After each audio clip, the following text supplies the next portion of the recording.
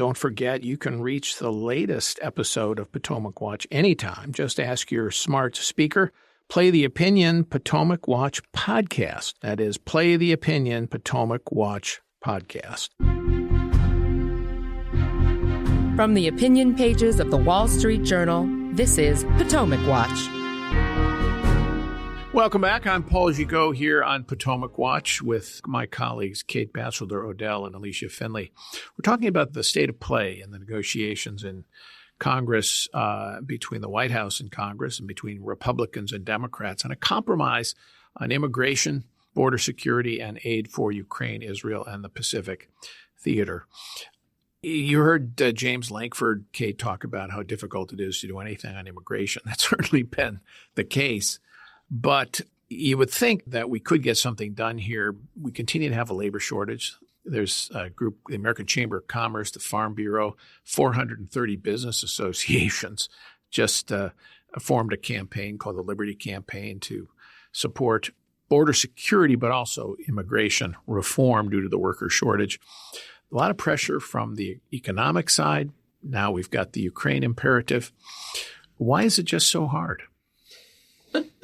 That's a broad question, Paul. I mean, I would go back to the president maybe mispricing some of the risks of some of the decisions here and not maybe appreciating the extent to which he's tied up with them. I would zoom out a little bit on Ukraine in particular. I mean, Vladimir Putin's gamble was that he could wear out the West, that maybe initially NATO would rally to the cause, they would provide Ukraine with weapons, but that eventually they would tire out and that he could outlast them and exhaust Western will.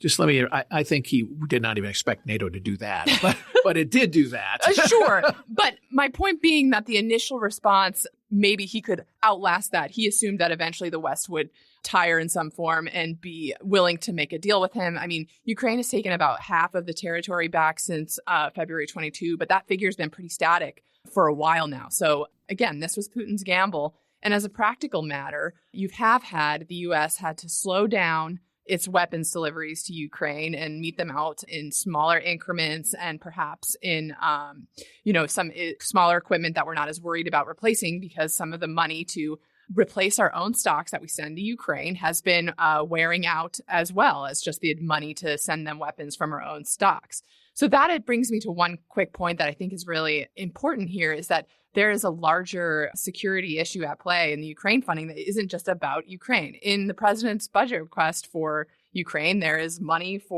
to help get to 650 Patriot missiles a year from 500 now. There's money to help us get to 100,000 rounds of 155 ammunition.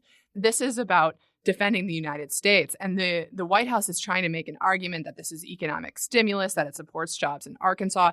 I don't think that's salient with Republicans. I think they need to make a broader case of why this is essential to defending the country, no matter where our own troops might fight, whether in Europe or Asia or somewhere else. Yeah, the stakes are pretty high here, it seems to me. I would state it as baldly as a question of whether or not the United States Congress and Washington, D.C. can actually act in the national interest anymore. It's hard to argue that this isn't essential, what they're debating.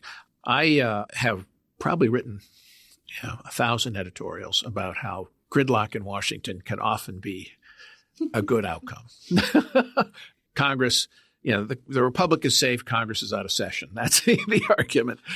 But every so often, actually they have to act.